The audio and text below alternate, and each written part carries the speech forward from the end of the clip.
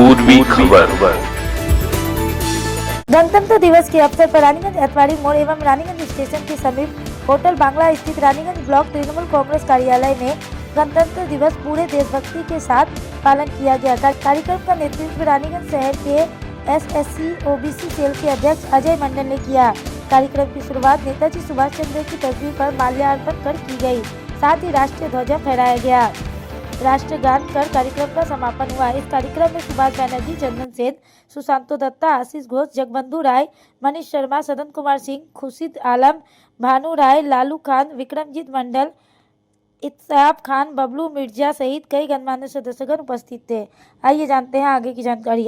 आज के होटल बांग्लाতে 26 জানুয়ারি প্রজাতন্ত্র দিবস উদযাপন করা হলো। কি বলবে আজকের দিনে?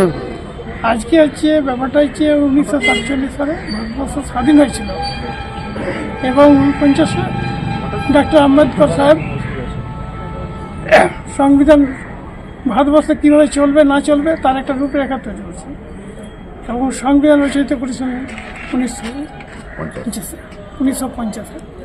সেই দিন থেকে আমাদের একটাই হলো যে ভারতবর্ষ সার্বভৌম একটা দেশ, এখানে সবাইকে নিয়ে একসাথে চলার একটা সংকল্প প্রতিজ্ঞা এবং ভারতের গণতন্ত্র যাতে রক্ষা সবাইকে নিয়েই চলার আমরা অঙ্গীকারবদ্ধ। সেই হিসাবে আমরা সমস্ত শ্রেণীর এবং সমস্ত জাতির মানুষ আমরা ঐক্যবদ্ধ হয়ে ভারতবর্ষের এই 26শে জানুয়ারি প্রজাতন্ত্র দিবস হিসাবে আমরা পালিত করি এবং অনেক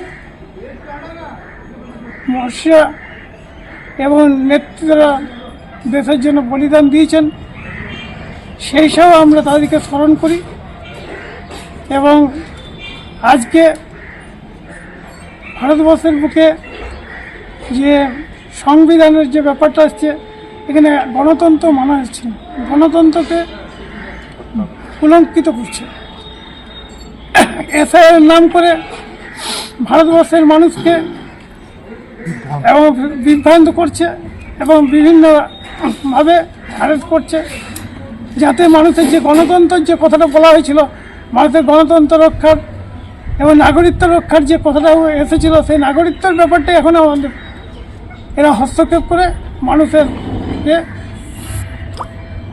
পেটভাবে অপমানিত করছে। নাম পরিচয়? কেন্দ্রীয় সরকার। আমার নাম অজয় কুমার মন্ডল, আমি एससी ऑफिस से।